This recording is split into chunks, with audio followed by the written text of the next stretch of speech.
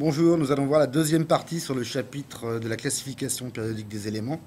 On va d'abord essayer de comprendre comment la classification a été établie.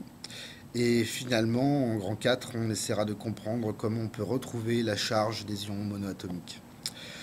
Donc c'est le russe Mendeleïev qui a été le premier à essayer de faire une classification de tous les éléments qui étaient connus à l'époque. Monsieur Mendeleïev, donc ce russe qu'on voit avec cette grande barbe, a essayé de faire un classement qui était relativement simple au début, c'était de classer les éléments par ordre de numéro atomique croissant, donc en fonction du nombre de protons présents dans le noyau des éléments. Ensuite, chaque ligne de la classification est appelée période. Et en fait, chaque ligne va correspondre aux différentes couches électroniques qu'on peut trouver dans les atomes. Ce qui va être intéressant, c'est que tous les éléments qu'on va trouver dans une même colonne vont constituer une même famille. On va s'apercevoir que tous les éléments de la même colonne vont avoir un nombre identique d'électrons sur la couche externe et donc avoir des propriétés physiques et chimiques relativement identiques. Alors je vous donne quelques exemples de familles d'éléments chimiques, on va dire les plus connus. La famille des alcalins, ça correspond à la première colonne. Ils ont tous un électron sur la couche externe et en fait ils sont très très instables. Là j'ai mis une photo qui montre la réaction entre le césium et l'eau.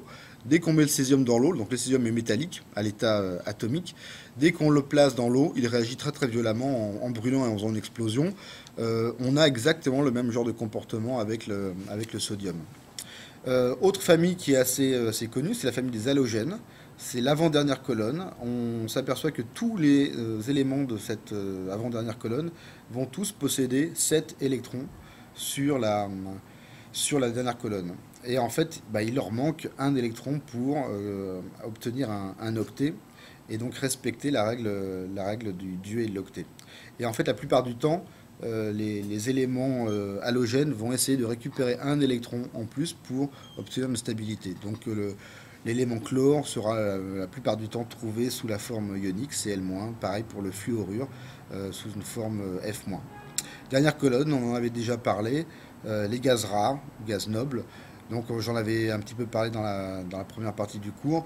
Ils ont tous cette particularité d'avoir une couche externe, soit en duet, soit en octet, d'être très stable et donc de très peu réagir chimiquement avec d'autres espèces chimiques.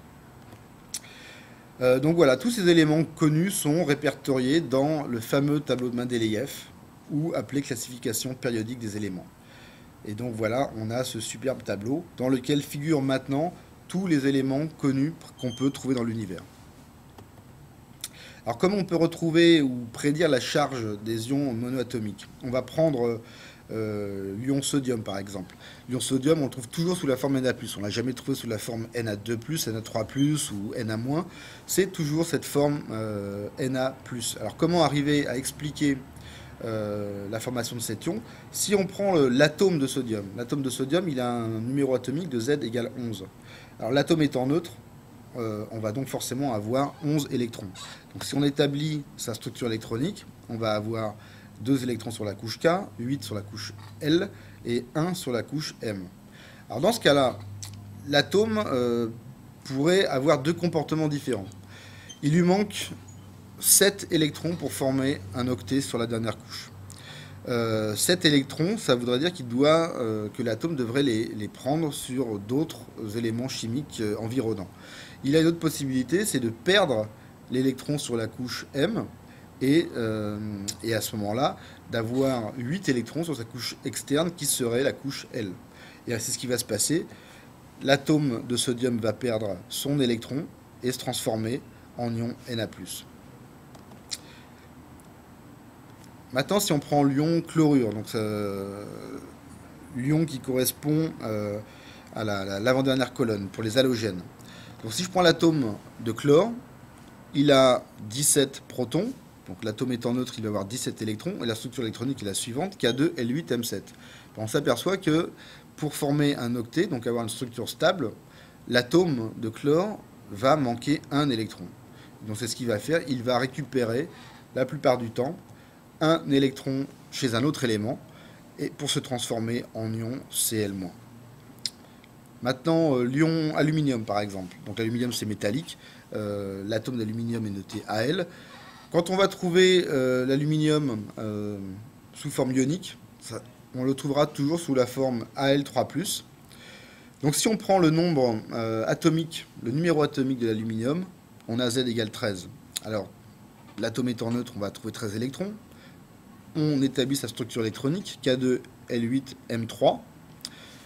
C'est un petit peu comme précédemment avec le sodium et le chlore. On regarde le nombre d'électrons qui lui manquent ou qu'il a en trop pour essayer de voir dans quelle direction, quel comportement l'atome va avoir. Sur sa dernière couche, on a 3 électrons. Alors pareil, pour avoir un octet, il pourrait éventuellement gagner, récupérer 5 électrons provenant d'un autre élément ou éventuellement perdre 3 électrons de la couche M. Et c'est ce qui va se passer. L'atome d'aluminium va perdre 3 électrons pour avoir une structure en octet sur la couche L et se transformer en ion Al3+. Fin du cours sur la classification périodique des éléments.